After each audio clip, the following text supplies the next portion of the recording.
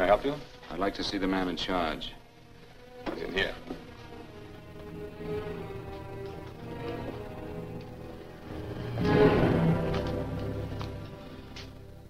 I want to report a murder.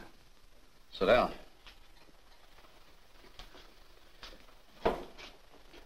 Where was this murder committed?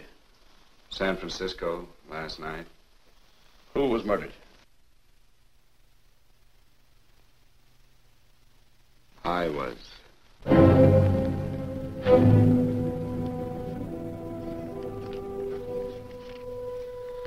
Well, do you want to hear me out or don't you, Captain? I don't have very much time.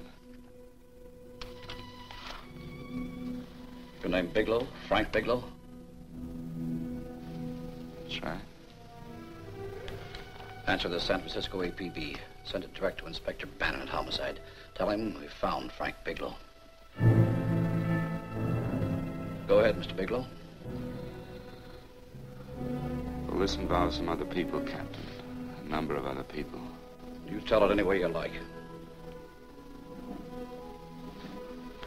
I live in a little town called Banning out on the desert.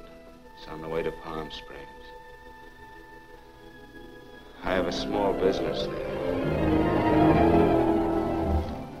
Paula? Yes, Mr. Bigelow? Give me a copy of Miss Hollis's 48 tax return, will you? Oh, you better get the 47, too. Yes, Mr. Bigelow. I don't think we took any depreciation on that new equipment last year. No, we didn't. I remember you said we could include it all this year. Sure we can. Hey, Frank. Yeah, well. Peterson says he wants a financial statement before he can give me my loan. Hello, Kitty. I will. Well, I'm leaving for San Francisco today, but I'll be back in about a week. I'll take care of it for you then. Sure is a scorcher, isn't it? Well, I've seen him worse. Well, have a nice time, Frank. Yeah, thanks, Will. Paula, why don't you come down to the place and let me give you another permanent? Makes your hair so much easier to manage in all this heat. I can't afford it right now. Maybe next month. Yeah, here it is. No, we didn't take it. Well, we can do it this year. You work it out any way you think best. Have a nice trip, Frank. Sure, Kitty. See you when I get back. Bon voyage. Why don't you come down anyway, Paula? We'll work out a deal on that permanent. Thanks. Maybe I will. Hello? Oh, hello, Mr. Hawkins. Just a moment. Do you want him to send your ticket over? No, I'll pick it up myself. No, never mind. Mr. Bigelow will pick it up at the station. Bye.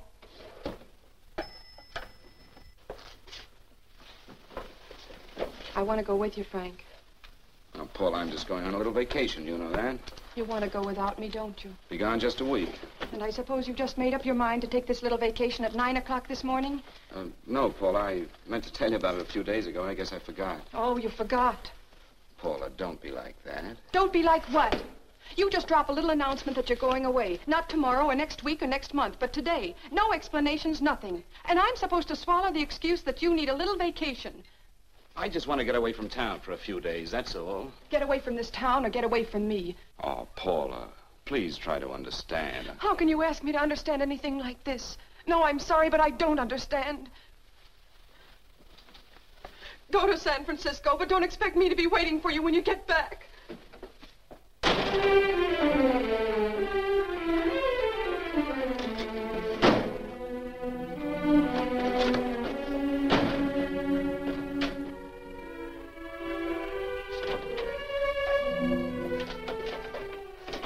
Paula, please, Paul. Come on, turn around, look.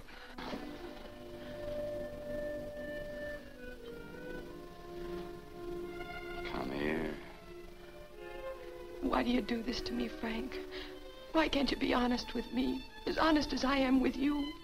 Do you have to go? I have to go, Paula. I know what I'm doing. All right, go. Go anywhere you like. You can go to blazes for all I care. Paula. Paula. Yes, I know. I'm being foolish. Come here.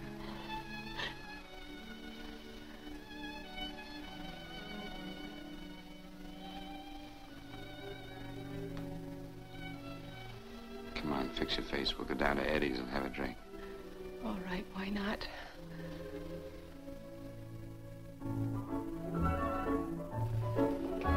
Hi, Paula. Hi, Eddie. Give us a couple of cold beers, will you? Coming up. Hi. Come on.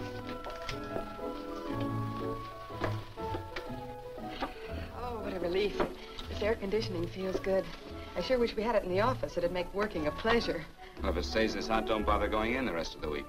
I win 2 races today. How many did you lose? And you would have to ask that. Kind of early for you two, ain't it? Too hot to work. That's what I like to hear.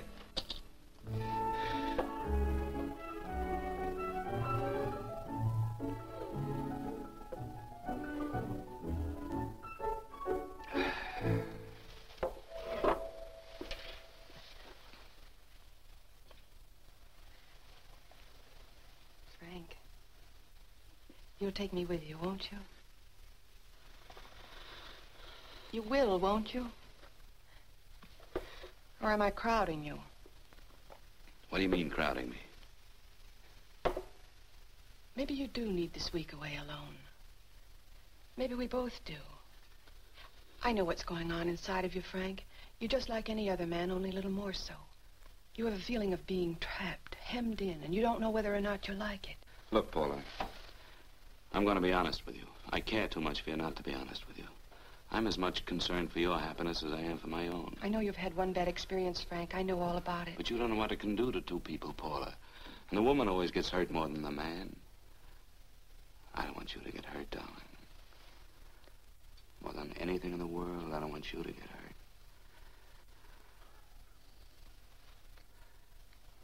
Want to hear some music? All right, Frank. Got a couple of nickels, Eddie? Yeah. This won't bother you, will it? No, the next result doesn't come in for half an hour.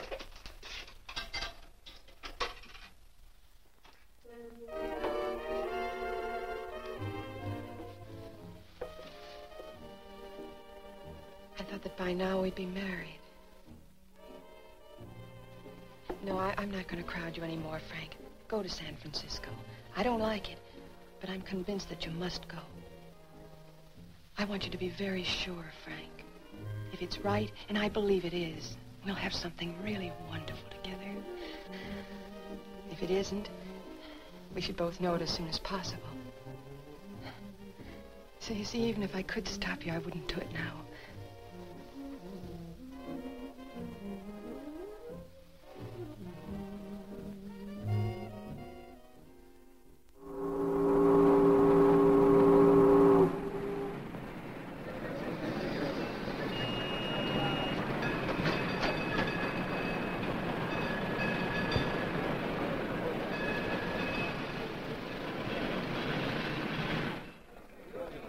Yes, sir. My name is Bigelow. I have a reservation. Yes, sir.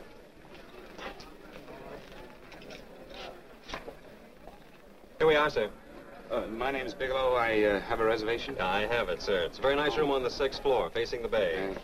Boy, this might help you enjoy your stay, Mr. Bigelow. It's a little booklet on how to have fun in San Francisco. Oh, thank you. Very welcome, sir. Thank you. Say, is it always like this around here? No, this is market week, and it's the last day, too. Boy, always around until you need him. Oh, 517? Thank you. Here's a message for you, Mr. Bigelow. Long-distance call came in about an hour ago from Banning, from a Paula Gibson. Oh, thank you. Very welcome. Show Mr. Bigelow to 618. Right this way. Bye.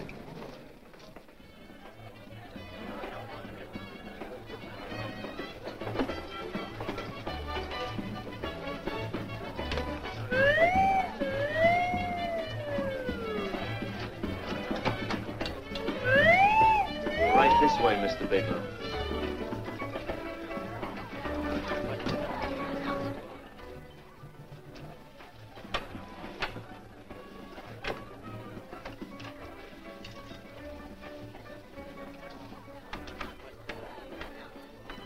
Is there anything else, Mr. Bigelow? Oh, yes, you can get me a dry Manhattan and a package of razor blades. Yes, sir. Thank you. Oh, and you can leave that door open. Hello, operator. I want to speak to Miss Paula Gibson in Banning, California. Yeah, that's right. No, I'll wait. Hello? Hello, Paula. Oh, hello, Frank. How was the trip? Fine, just fine. Having a miserable time, I hope. Well, I don't know. I just got in. What was that? Market week. The place is crawling with traveling salesmen.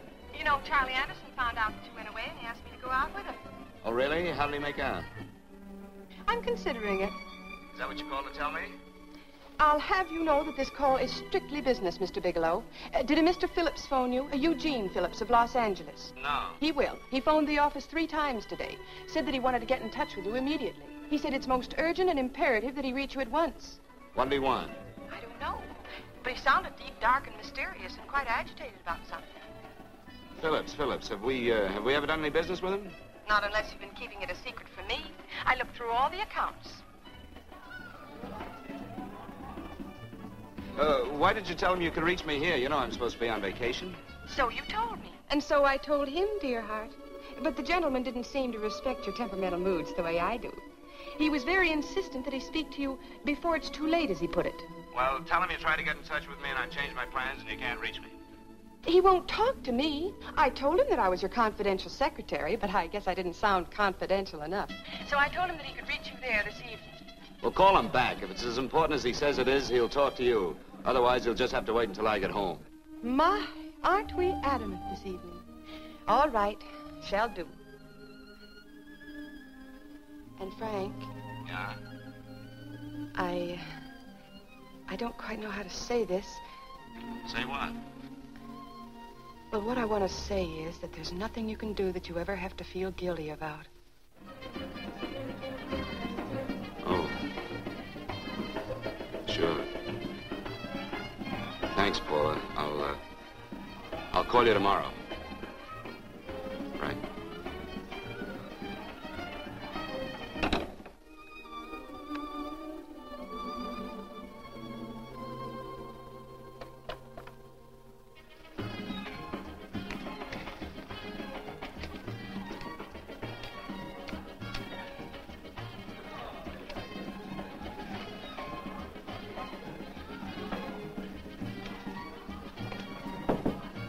Oh, just put it there, please.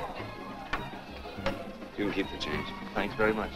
Say, how long has this been going on? Well, it's been a madhouse all week, but they check out tomorrow. Oh? I thought you were with them. No, I'm just here on a vacation. Why does everybody come to San Francisco and tear loose? Excuse me. Say, I'm awfully sorry to bother you, but would you mind if I used your telephone? No, go right ahead. I'm just across the hall here. One of the boys is using my phone, and he's been on it for a half hour. I just want to call downstairs. Yeah. Thank you. Room service, please. Hey, things really picked up the last few days, didn't they? You had much business? Well, I'm not here on business. Oh, hello, room service? It's Mr. Haskell in 617. Yes, that's right. Would you send up 3 more bottles of bourbon and 2 scotch? Yes, oh, and some more ice, too. Yeah. All right, thank you. You here alone? Yes, I just got in town. Well, why don't you join us for a drink? Well, I don't want to barge in on your party. Oh, nonsense. It's not a party. Just a few of the boys entertaining some buyers. You know, the usual thing. A few drinks and some laughs. It's no party. Come on. Well, come on. Right. I know what it's like to be all alone in a strange city. I'm Sam Haskell. I'm Frank Bigelow. You think some of these guys never been away from home before? Yeah. Hey, quiet down a minute. Hey, will you quiet down a second? I want you to meet Frank Bigelow. Hello. This is Jane Carlisle. Hello. Bill Welch. How are you, Mr. Wells? Glad to know you, Bigelow. Jane's the prettiest buyer in San Francisco. Oh, hey, I resent that. You don't think I believe him, Elaine? Well, he spread that from coast to coast. Oh, gee. But it's good for my morale anyway. I'm George Cantwell. Glad to know you, Mr. Bigelow. Bigelow, yes. Right on much business? He's not here on business. Oh? Well, Well, why don't you get the man a drink before he dies of thirst? how about a little bourbon? Well, that's fine. Bourbon it is. Of course, Mr. Wallace. Yes, Mr. Wallace. But, Mr. Wallace, I'll need at least a week in Cleveland to visit all my accounts. I can't figure on being in Philadelphia until the 17th. Eddie, will you get off the phone? I want you to meet Frank Bigelow. How are you, That's his boss. He's been trying for an hour to get his expense account boosted. Yeah, the way this guy holds on to $1, you'd think they weren't printing them anymore. Yes, Mr. Wallace. I'm leaving here the first thing in the morning. Yes, sir. Oh, keep your hips loose, Harry, like this. Oh, yeah. How's he doing? Oh, there's nothing wrong with Harry's rummer. The 2 years at Arthur Murray's wouldn't cure. Hey, now, wait a minute. I was doing all right there. This is Sue and Harry Brandes. Hello, good to meet you. How are you? Where'd you find her, Sam? On a dance marathon? Oh, bourbon. Oh, really? Oh, thanks. Say, I'll bet you could do the rumba. Well, a little, but I'm kind of rusty. Anything would be an improvement after Harry. Oh, how do you like that? Well, here goes. Hey, you're good. Oh, my wife, she's a good dancer, isn't she, Bigelow? Oh, yeah. Hey, fellas, I thought you were going to show us a good time tonight. Is this doing the town? That's right. We practically bankrupt our stores to buy everything you've got. Then you keep us in this hotel room. I agree. This is my last night to howl before I go back to being a dutiful housewife. Well, it looks like we're stuck, boys. This is where we blow all our commissions in one night. Oh. Who cares? And you're coming with us, Bigelow. Oh, no, thanks. You run along. I've got to get unpacked and have dinner. Oh, no, you're not going to get away from me. Now that I found a man who can dance, I'm going to hang on to him.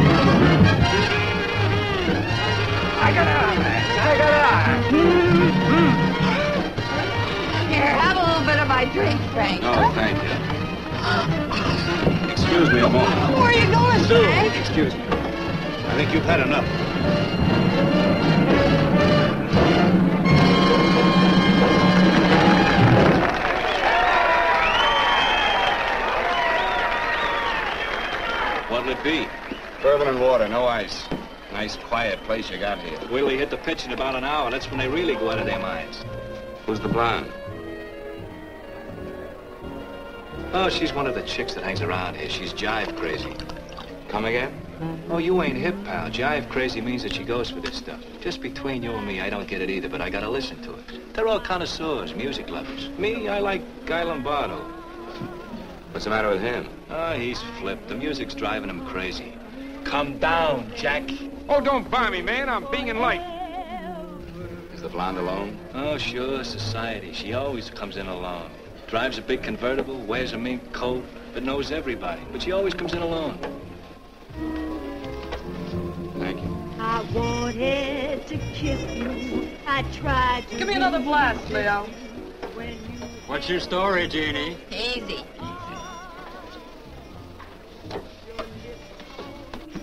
Hello. Easy. Dig the fisherman. Oh, that's really silk, isn't it? Can I buy you a drink? Sure, thanks. Give me a blast, Leo. Leo, I left my blast at the other end of the bar.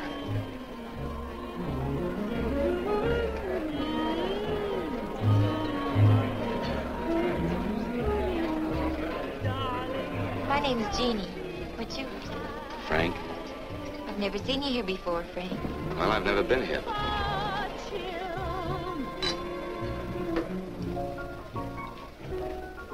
This isn't mine. Mine was bourbon. Well, sure it is. You saw me pour it. Give me a fresh drink. Anything you say. Oh, listen to that piano. Feel those vibrations. You don't get your kicks out of this, do you? I can live without it. Why do you stay here? I don't know. I bet I know. You're lonely in a big city. Why, you don't have to go into a routine with me. I like good company, too.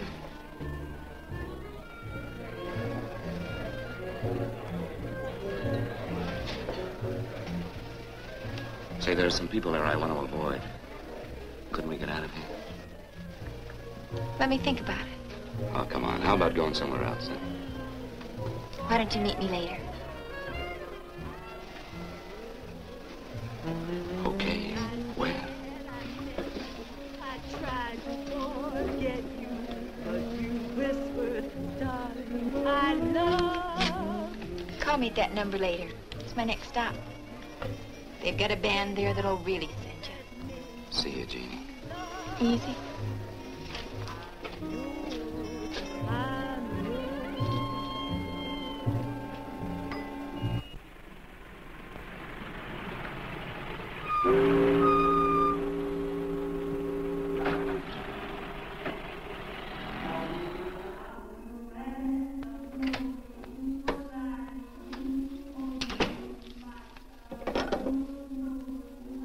Never mind, operator.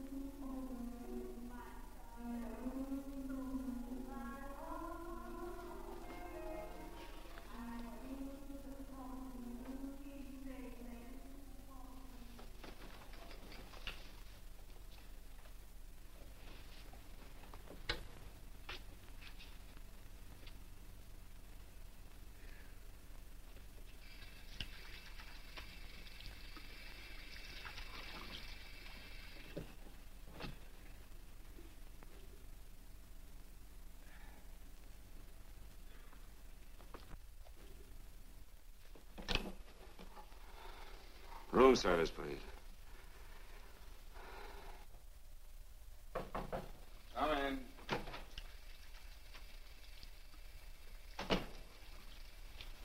Be right with you, waiter. Yes, sir. Rest well, sir? Yeah, sure. May I? Go ahead. It's on there for you. Thank you, sir. Would you like anything else? Oh, thank you, that's all. Waiter. Yes, sir. Take this away. Is there anything wrong, sir? No, just take it away. I don't even want to look at it. Are you all right, sir? Yeah, sure. All right, I just had too big a night, I guess, that's all. I need some fresh air. Of course. Thank you, sir.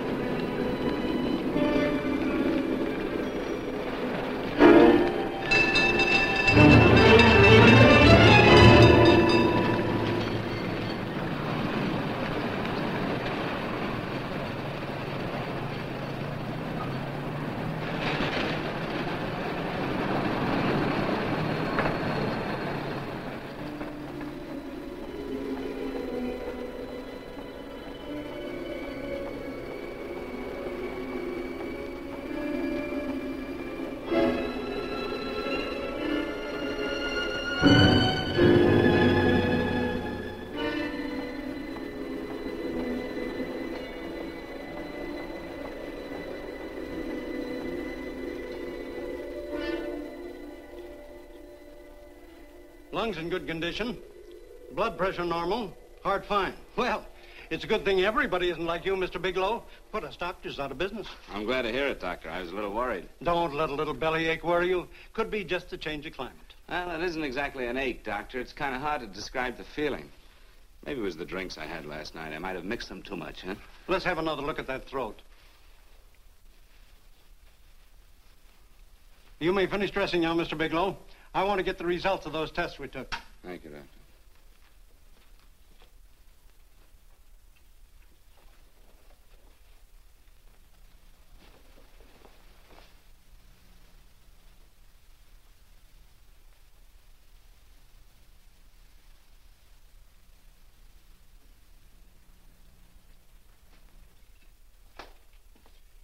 Mr. Bigelow, this is Dr. Schaefer. Hello, Doctor. How are you? Sit down, Mr. Bigelow. According to the information you gave Miss Wilson, you're not married, Mr. Bigelow. That's right. Do you have any relatives, family, anyone in San Francisco? No, no one. I don't know a soul in San Francisco. Where is your home? What is this, Doctor? Why all the questions? You're a very sick man, Mr. Bigelow. Sick? But you told me I was in good shape. Yes, I know. But my preliminary examination didn't reveal your true condition. You sound as if it's pretty serious, Doctor. It's extremely serious. I want you to understand that we wouldn't tell you something like this unless we were absolutely certain. Well, of course, of course. You must steel yourself for a shock, Mr. Bigelow. Well, go on, Doctor. What is it you're trying to tell me? Our tests reveal the presence in your body of a luminous toxic matter. What is that exactly? A poison that attacks the vital organs. Poison? We have no alternative but to tell you this. Your system has already absorbed sufficient toxin to prove fatal. I wish there was something that we could do. What do you mean, wish? You mean there's nothing? There is nothing anyone can do. This is one of the few poisons of its type for which there is no antidote. Well, this is fantastic. This is the most ridiculous thing. You don't have very long. What do you mean? A day, possibly a week, 2 weeks at the outside. It's hard to say exactly. Well, this is impossible. I don't believe it. You've made a mistake. That's it. It could be a mistake, couldn't it? You have made a mistake, haven't you? Answer me. Dr. Schaefer is an authority on toxicology. Been no mistake, Mr. Bigelow. Do you realize what you're saying? Well, you're telling me that I'm dead. Do you think you can explain my life away in just a few words? Why, I don't even know who you are. Why should I believe you? You must calm yourself, Mr. Bigelow. We want to offer you every assistance that we... Assistance? Who wants your assistance? Who wants anything from you? You're nothing but a couple of phonies. Why, I think you're crazy. That's it. You're crazy. The both of you. You're crazy.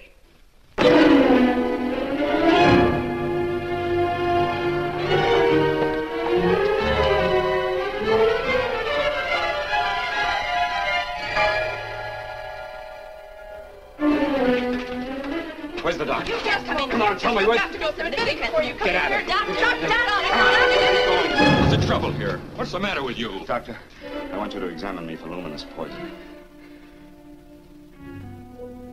Come right in here.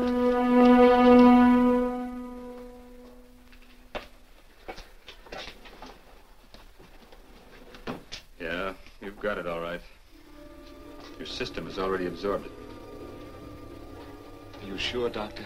Are you absolutely certain? Couldn't there be some mistake?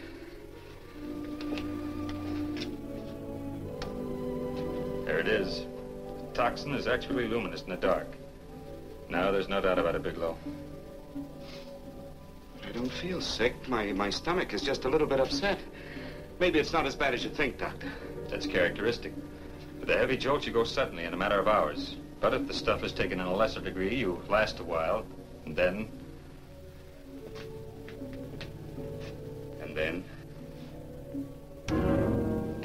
Give it to me straight, Doctor. Well, a number of things are involved. The systemic condition of the individual, the amount consumed, exertion. Yes? You won't feel too badly for a while. Then it will happen suddenly. A day, 2 days, a week at the most.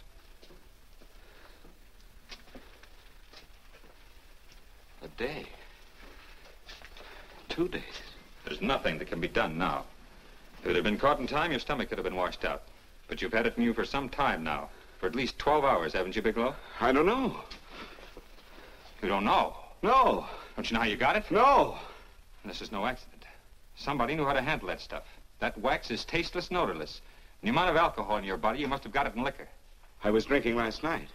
Arrange for your admission to the hospital immediately. Of course, I'll have to notify the police. This is a case for homicide. Homicide? I don't think you fully understand, Bigelow. You've been murdered.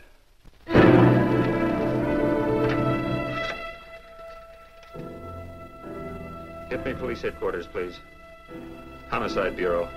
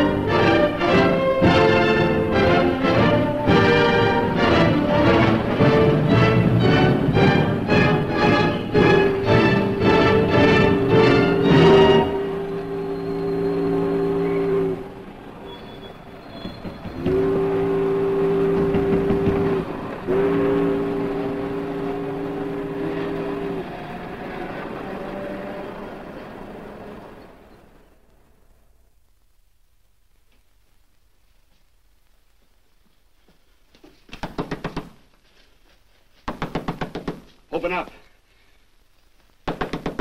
Open this door, I tell you. Open it up or I'll break it down. Where are those men? Where are those men who were here last night? I don't know. There are no men here. Please go away. Don't lie to me. Where are they? Mister, this lady just checked in. Those men aren't here no longer. They checked out of the hotel early this morning. Checked out? Please go away. I'm sorry. I'm terribly sorry.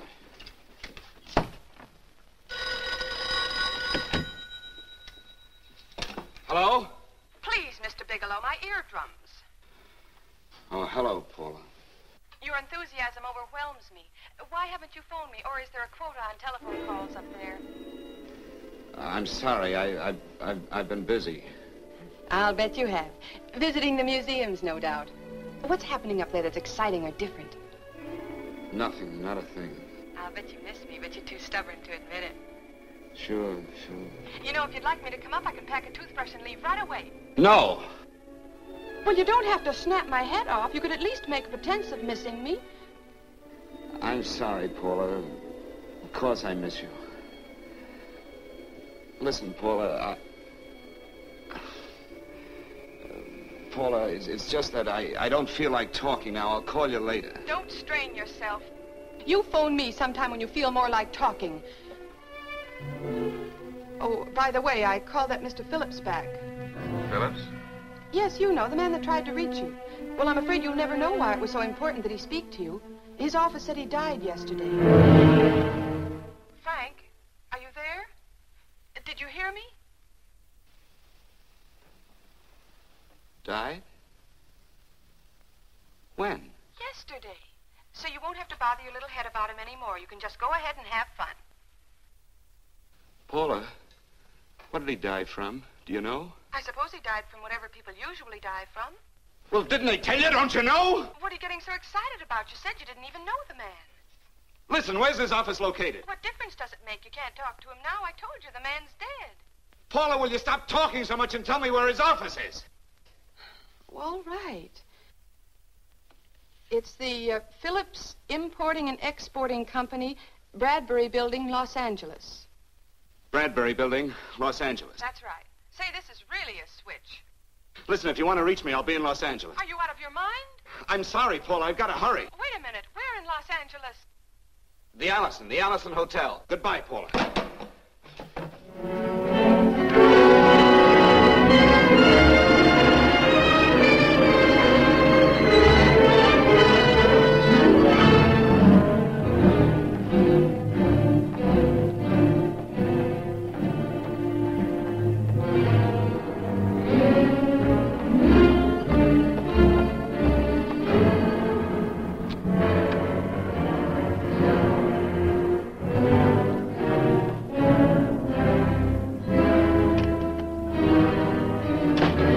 To see someone in charge here. What is it in regard Well, to? it's a personal matter. It's quite urgent.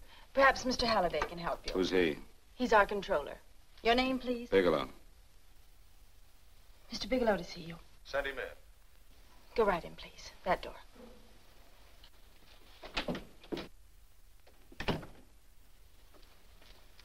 Mr. Bigelow? How are you, Mr. Halliday? What can I do for you? Well, Mr. Phillips phoned my office several times yesterday. I'd like to find out what it's all about. You know Mr. Phillips died yesterday? Yes, I know. Well, I don't understand. If he phoned you, didn't he tell you what it was about? Well, he didn't speak to me. I wasn't in my office at the time, and he wouldn't tell my secretary. Well, I'm afraid I can't be of much help, Mr. Bigelow. I've no idea why Mr. Phillips tried to reach you. I'm sorry you had to make the trip for nothing. How do you know I made a trip? I didn't say anything about making a trip. I merely said he phoned my office. My office could be here in Los Angeles. Miss Foster, Yes? didn't you mention something yesterday about Mr. Phillips speaking with Mr. Bigelow in San Francisco? I said that he had phoned Mr. Bigelow's office in Banning, but that Mr. Bigelow was staying at the St. Francis Hotel in San Francisco. I'm sorry you misunderstood me. Do you know why Mr. Phillips called? No, I don't. All right, thank you, Miss Foster. You can understand that we've been somewhat upset around here. Now, if you don't mind,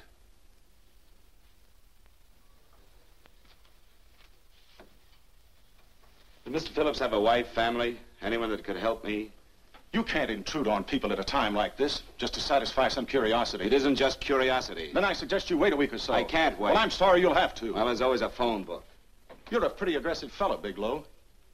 Are you quite sure that this is as important as you make it appear to be? It's important. Mrs. Phillips lives at the Sunset Arms Apartments. Thank you. I needn't tell you she's under a strain. I suppose you're capable of using a little more tact with her than you demonstrated with me. I think I can handle it. By the way, what was the cause of Mr. Phillips' death? Suicide.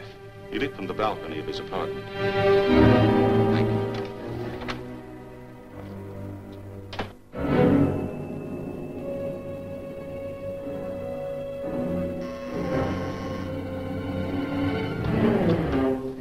Come in, Mr. Bigelow.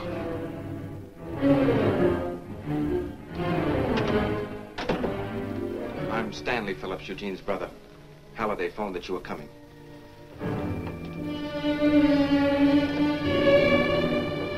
This is my sister-in-law, Mrs. Phillips. I'll try to make this as brief as possible, Mrs. Phillips. I'm afraid I can't be of any help to you, Mr. Bigelow. I haven't the slightest idea why my husband wanted to speak to you. Well, I guess Halliday covered just about everything. Did your husband ever mention anything about me, Mrs. Phillips? Anything at all? No, I can't recall Eugene ever having mentioned your name.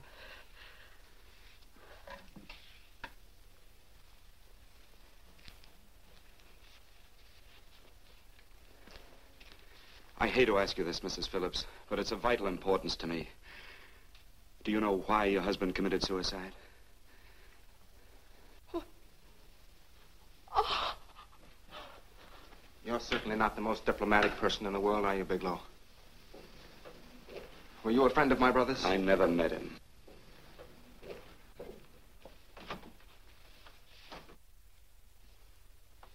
My brother was in a jam, a pretty bad jam. He was arrested 2 days ago. He sold some iridium to a dealer by the name of Majak. It's a very rare metal, very costly. Anyway, the iridium turned out to be stolen. He was released on bail yesterday, but he faced a pretty stiff prison term. And have committed suicide for less. Yes, I know. That's how the police feel about it. What puzzles me, though, is this crooked deal. Knowing Eugene, you wouldn't say he's the type of man to be mixed up in anything like that, now would you? I told you I never met him. That's right, so you did. Now, what's this all got to do with you, Bigelow? I don't know. Let's come play with each other, Bigelow. Surely you must have some idea why my brother was so desperate to contact you. I have no idea. That's odd. Then how could it be of such vital importance to you? Well, you seem to know the answer to everything else. Maybe you know the answer to that one, too.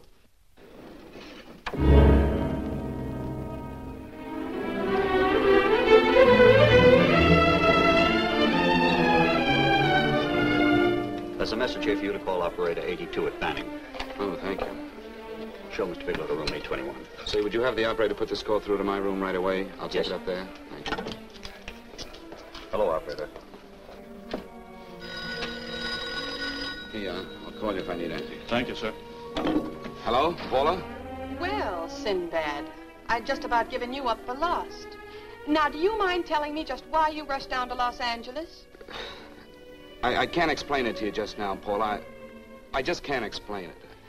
What's going on, Frank? You don't even sound like yourself. Well, I'm just a little tired, Paula, that's all.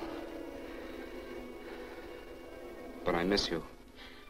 Oh, Frank. I can't tell you how good it is to hear you say that. And here I was worrying that I'd lost my charm. When are you coming home, Frank? Soon, Paula. I'll be home soon. I'll go right out and get myself a permanent so I'll be pretty when you see me. Hey, guess what? I found that Phillips name in your notarial ledger. Notarial ledger? Yes, of all places. I remember now I made the entry myself. You had notarized a paper one morning before I came to work. What kind of paper was it? A bill of sale for a George Reynolds made out to Eugene Phillips of Los Angeles. So you see, I was right. We hadn't done any business with Phillips, only indirectly. What was the bill of sale for? A shipment of iridium, whatever that is. Iridium? You mentioned at the time that this fellow Reynolds had made some kind of a deal in Palm Springs, and he stopped in your office early in the morning on his way north to have it notarized. Wait a minute. Wait a minute, George Reynolds. That was about 6 months ago, wasn't it? That's right, 6 months ago. Thanks, Paul. Goodbye. Goodbye. Hello, operator. Get that number back for me.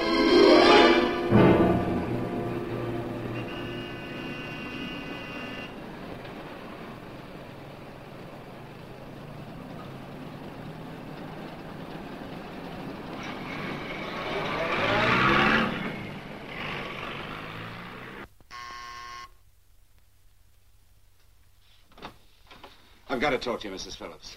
Please, go away.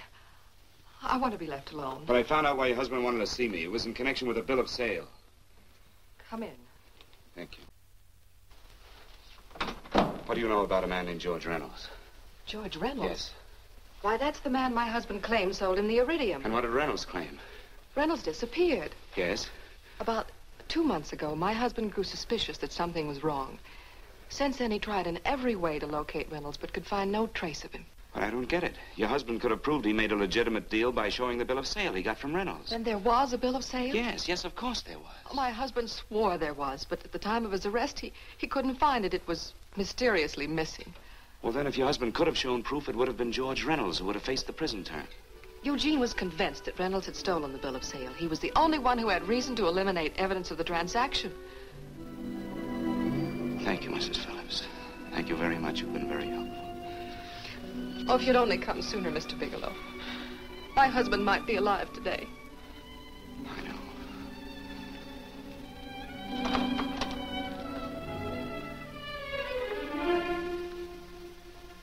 The only thing that puzzles me, Mrs. Phillips, is that you haven't asked how I knew there was a bill of sale.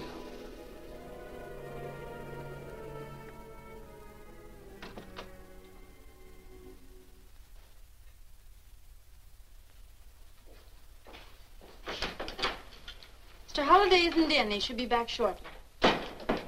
I think you're the one who can help me, Miss Foster. Mr. Phillips tried to reach someone else before he called me yesterday, didn't he? Why don't you ask Mr. Holliday? Obviously, Mr. Holliday wasn't here yesterday, or he wouldn't have had to learn from you that Phillips called me. And you're the logical person to know who else Phillips called. I don't believe that's any of your business, Mr. Bigelow. Don't think you're revealing anything confidential, Miss Foster. I know that he tried to reach somebody else. Mrs. Phillips told me. You're bluffing, Mr. Bigelow. I don't know what you're after, but you're trying to trick me. Mrs. Phillips didn't tell you a thing. How do you know that? Mrs. Phillips knows nothing about it. She doesn't. Well, why wouldn't she? Wait a minute. I was talking about George Reynolds. Who did you think I meant? Just who is it that Mrs. Phillips doesn't know I about? told you before, that's none of your business. All right, young lady, I'm going to give it to you straight. Phillips was murdered. Murdered? I don't believe you. He told me because he needed me to clear him. Phillips was innocent. Innocent men don't have to jump out of windows. Murdered? Just who are you trying to protect, Miss Foster? Why are you so afraid to tell the truth? I'm not protecting anybody. I haven't any more to say. All right, young lady, listen to me. This thing is going to explode wide open. If you've got nothing to hide, you better start talking. Or maybe you are mixed up. No! Well, then come on. Mr. Phillips called Marla Rakubian. He went to see her yesterday morning. Who's Marla Rakubian? She's a model. She and Mr. Phillips used to be quite friendly, but he hadn't been seeing her for quite some time. Come on. The last couple of months he'd been trying to locate her and finally learned where she lived yesterday morning. When he returned from seeing her, he was terribly upset and excited. That's when he had me put in the calls for you. When he couldn't reach you, he went home. The last time I saw him alive. Give me Marla Rakubian's address. I don't think Mr. Phillips realized I was aware of his friendship with Marla Rakubian, and out of respect for him, I never intended to tell anybody. I had no idea that she had anything to do with the trouble he was in. I admire your discretion, Miss Foster. You know, you must be pretty friendly with Stanley, Miss Foster. He knew how desperately his brother tried to reach me yesterday, and he wasn't even here at the time. And now you seem to know all about what happened in Mrs. Phillips' apartment.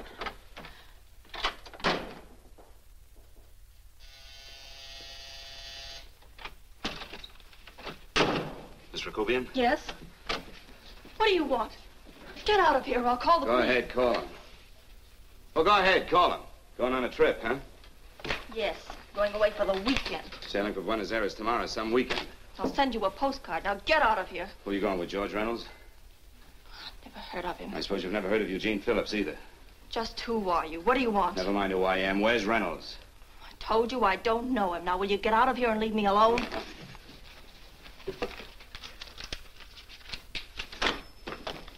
So you never heard of George Reynolds, huh? And don't try to tell me that this isn't him because I've seen him. If you think you can scare me, you're crazy. Look, I know that Phillips came here yesterday. And right after he left, he was pushed out of a 6-story window. Pushed? Phillips committed suicide. Your playmate Reynolds murdered Phillips. And then he went up to San Francisco to get me. Because I knew about a certain bill of sale. I don't know what you're talking about. You're in this right up to your pretty little neck. I'm not mixed up in anything. Get your hands up. Drop that picture on the couch. Turn around. Don't get any ideas because I'm not afraid to use this. Give me your wallet.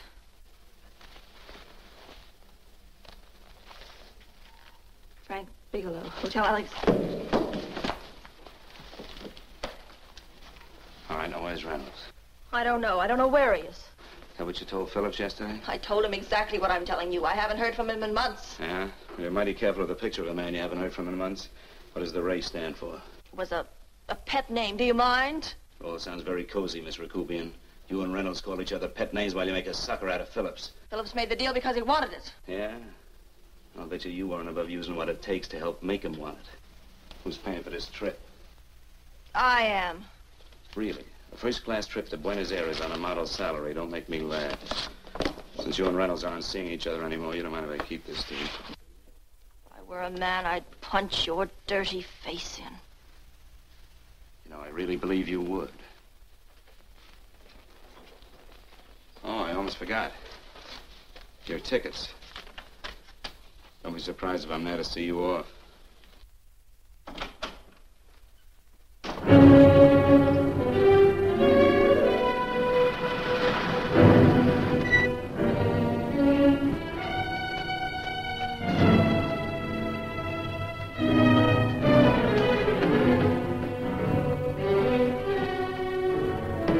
Angelo.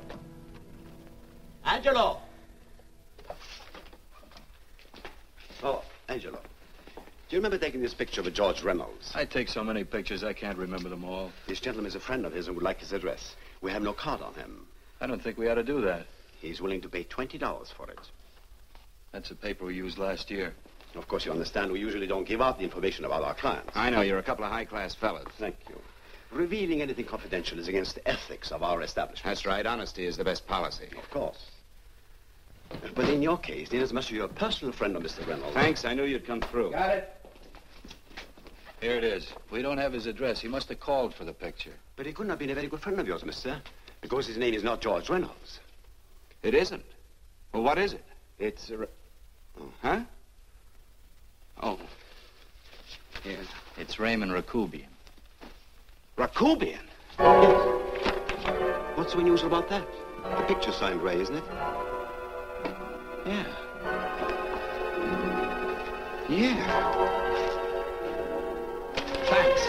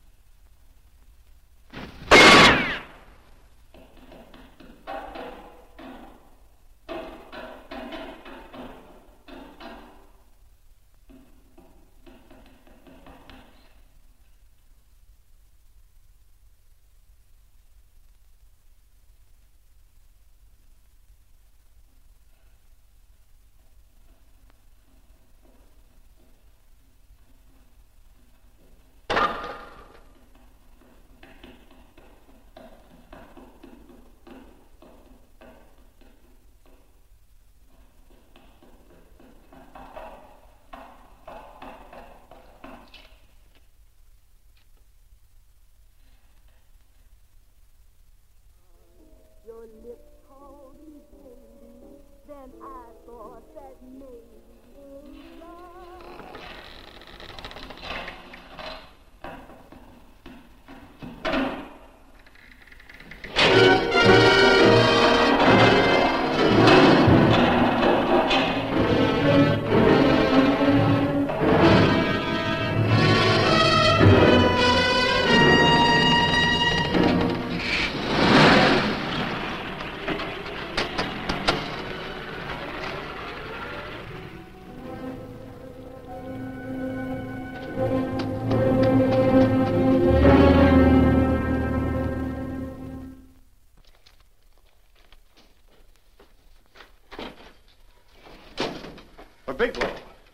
All right?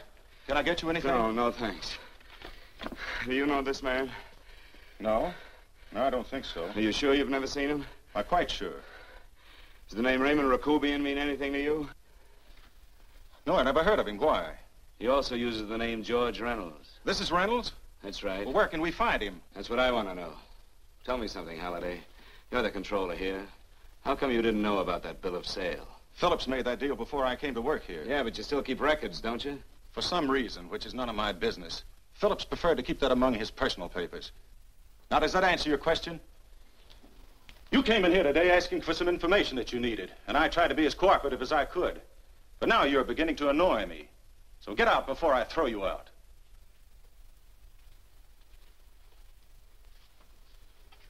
You know, you really frighten me.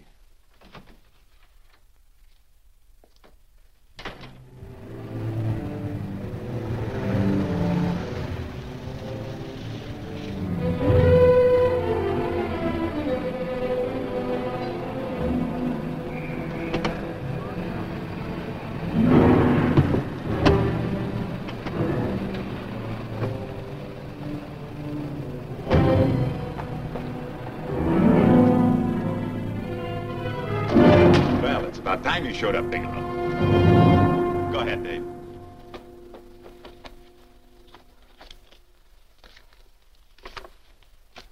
Real cute, ain't you, Bigelow? Just real cute. Paula didn't lose much time getting a hold of you guys, did she? Shut up. Let's go, Bigelow. Look at him. He can't take it. Soft in the back. You do that again and I'll kick your face. Lay off, Chester. Cut it out. Shut up! Who asked you? Better let him answer. The clerk might know he's in. Go ahead, Bigelow.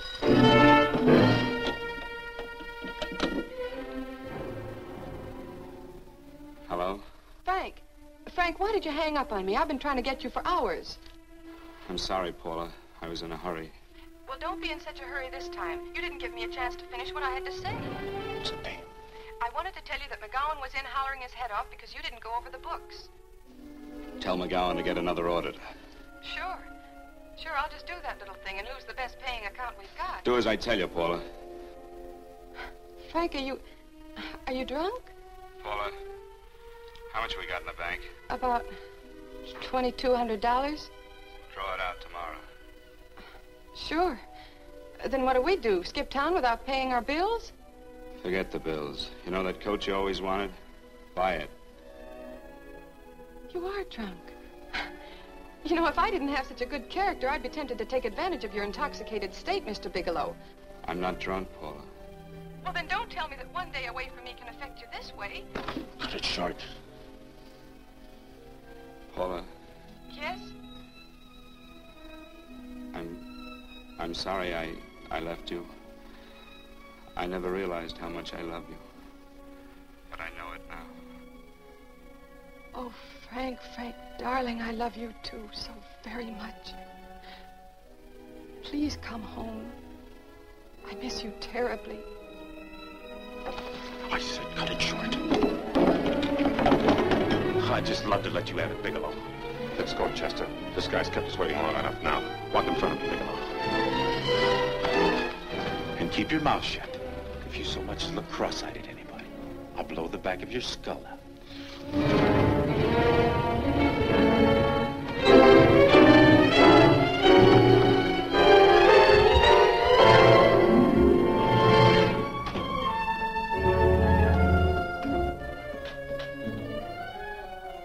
This Bigelow's real cute. He wanted to get tough with Chester.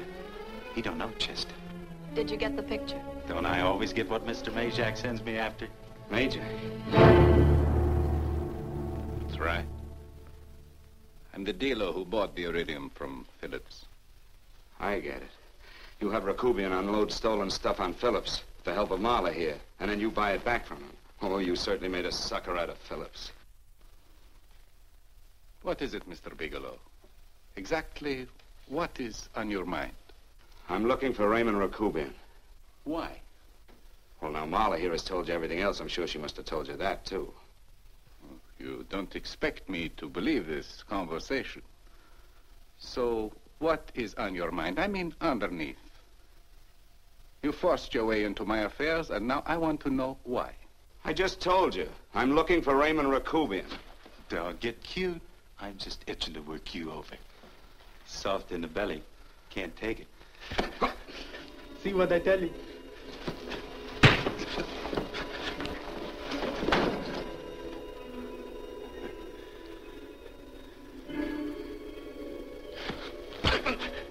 Can't do that to Chester.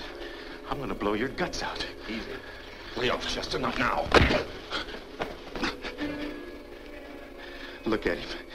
He's so scared of Chester, he'd talk now. He's not afraid, Chester. You can tell from a man's eyes when he is afraid. Look at his eyes.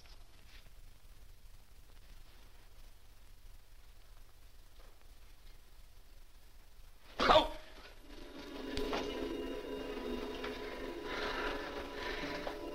I'm telling you, Majak, you better keep him away from me or he's really going to have to use that gun.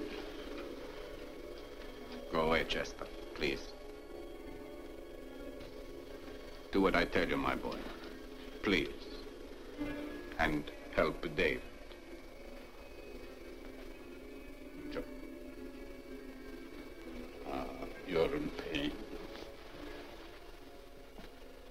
an unfortunate boy. He's psychopathic. He's unhappy unless he gives pain. He likes to see blood. Come with me, Mr. Bigelow.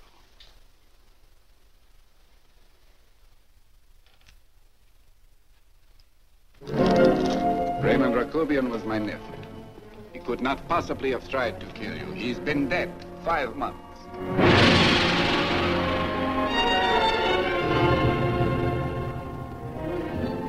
I'm afraid you have been sidetracked. Provided it is true that somebody made an attempt on your life. Somebody made an attempt again today. I had no reason to kill you, believe me. What do you mean you had no reason? I notarized a certain bill of sale. You notarized the bill of sale for Reynolds, not Rakobian. Now, what I told you was true. I had no reason to kill you. That's a closet, Mr. Bigelow. And under other circumstances, you could go home now. But now you present a problem. You know too much, and I am in danger. Chester! Suppose I were able to prove to you that I only want to find the person who tried to kill me, and I won't cause you any trouble. You know I can go to jail for 10 years for this little business. 10 years. At my age, that's my life. That means my entire life. With my life, I do not take chances. I am sorry, believe me. You want Joe to go with you? No. Just Bigelow and me. And baby makes 3. But Major, goodbye, Mr. Bigelow, and forgive me. Let's go, Bigelow. I guess you won't be there to see me off.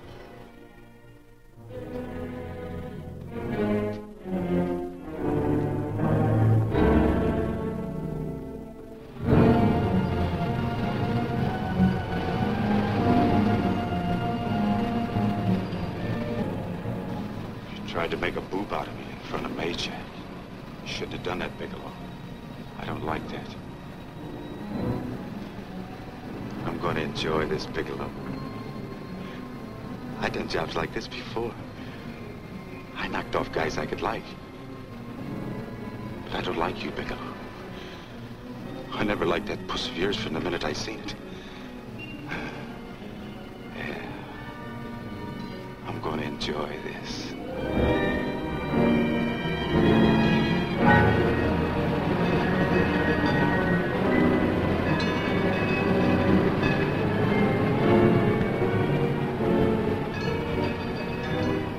Ain't scared yet, are you, Bigelow? But you'll be scared. Good scared. I think I'll give it to you in the belly. You don't like it in the belly?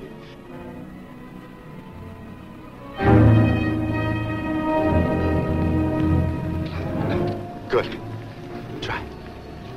I just love you to try it, Bigelow. Why don't you try it? Go ahead.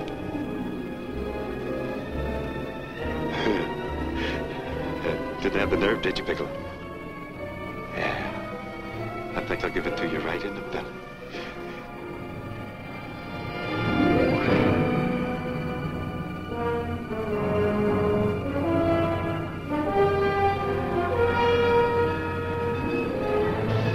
Longer when you get it in the belly. It's nice and slow. That's the way I want to see you go, Bigelow. Nice and slow.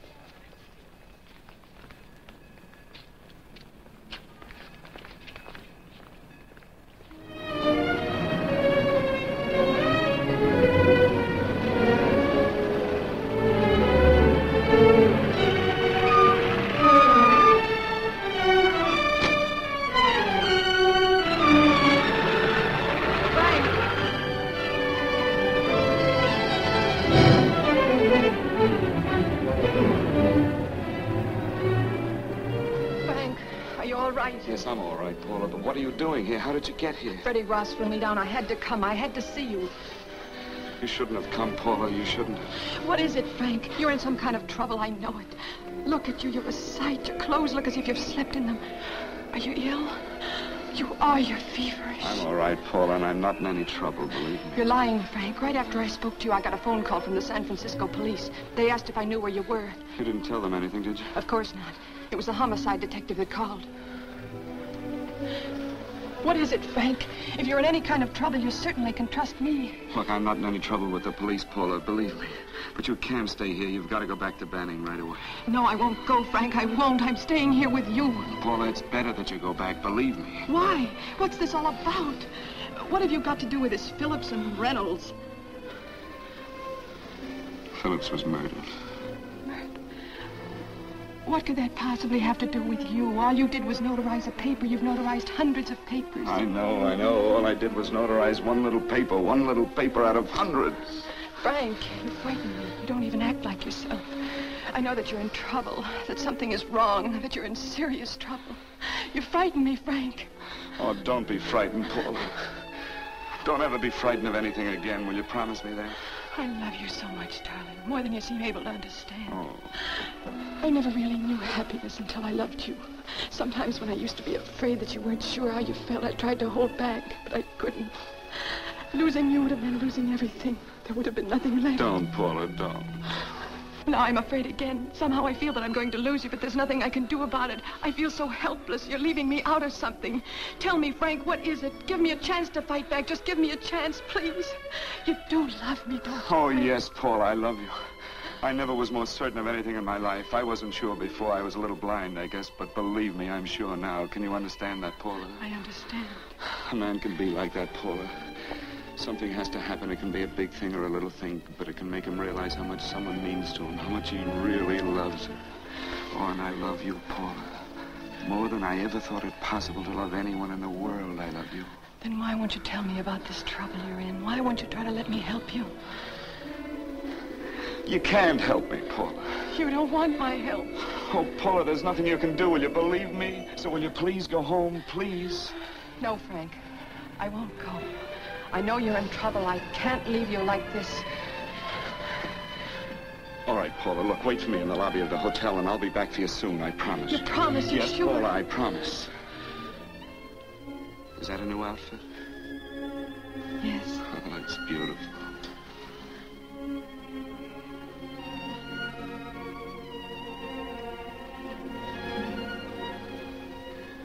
You'll come back to me, won't you, Frank? Yes, Paula, I'll come back, I promise. Please hurry, darling. Oh, I love you. I love you, Paula.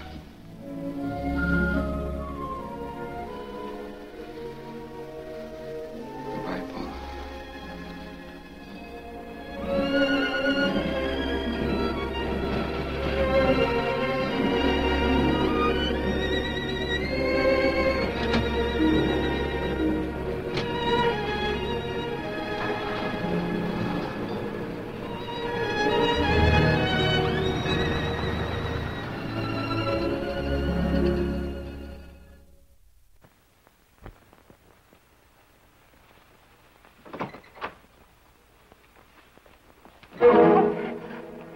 Stanley here? You sure? All right, get in there. Now get Stanley on the phone. Tell him to come over here right away. Use any excuse you want. What are you going to do? What was Stanley going to do when he used me for a clay pigeon today? I don't know what you're talking about. Don't act innocent with me. I fell for that once. I don't know what you mean. I told you everything you wanted to know this morning. Yeah, you told me just enough so I'd get sidetracked and wouldn't know that Stanley was the one I was after. Stanley? Oh, no. You and Stanley have been together on this from the start. Now, come on, get on that phone and call him. Don't let him know I'm here. Bigelow.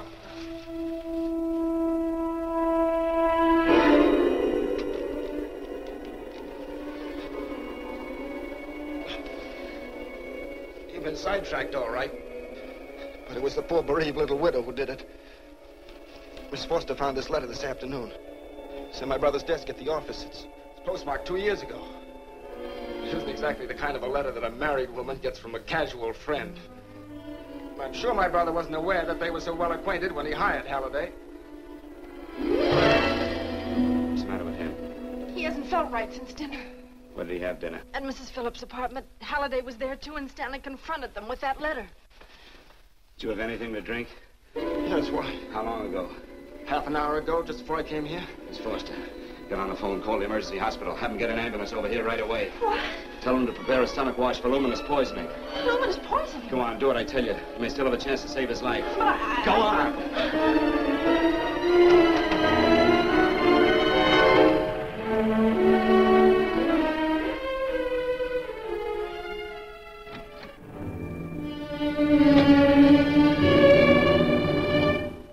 I found George Reynolds, Mrs. Phillips. He's been dead for 5 months. Then he didn't steal the bill of sale. No, he didn't. But you could have stolen it. How dare you? You knew who I was when I came here today. But you were surprised to see me alive, weren't you? But I'm not alive, Mrs. Phillips. Sure, I can stand here and talk to you. I can breathe and I can move. But I'm not alive. Because I did take that poison. And nothing can save me. What are you going to do? I kill you now, I have nothing to lose. No, you've got to listen to me. You've got to give me a chance. But I didn't have a chance. It was Halliday. Believe me, it was Halliday. He made me steal the bill of sale. He planned everything. What about this letter? Your husband knew about you and Halliday. He found it only yesterday. He accused Halliday. They fought, and Halliday pushed him over this balcony. And why me? Why did he want to kill me? Because you could have proved there was a bill of sale, that my husband had no reason to commit suicide. Halliday was desperate. After he killed my husband, he found out about the phone calls to you. He thought you spoke to him, that you knew enough to involve him.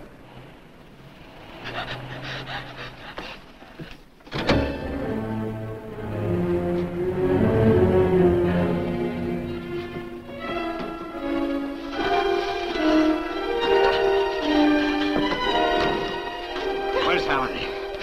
Where is he? He's in the office. This time you don't warn him.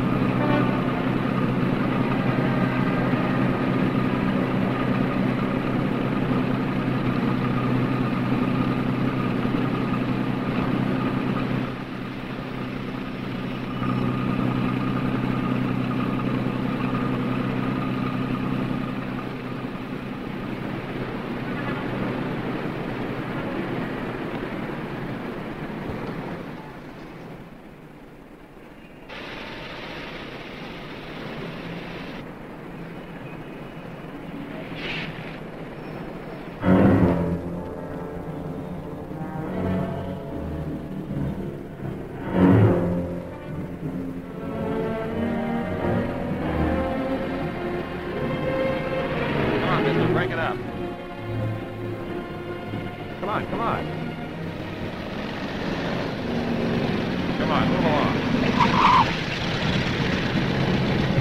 Come on, let's break it up. Move along now. Let's get going. Come on.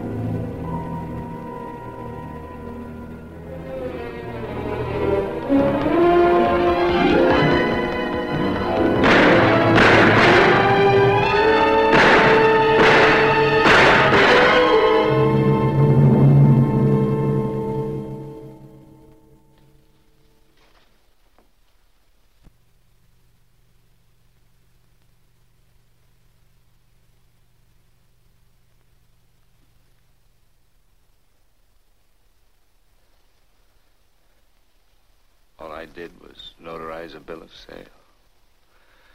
But that piece of paper could have proven that Phillips didn't commit suicide. He was murdered. And that's why Halliday poisoned me.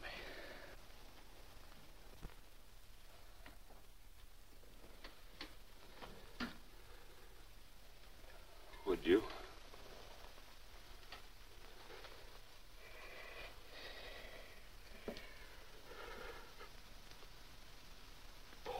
Paula.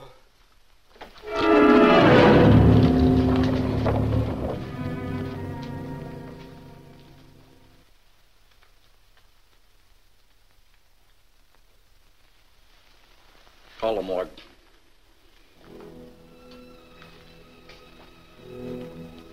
Johnson, you go to the Allison Hotel, find Paula Gibson. Don't tell her anything. I'll break it to her.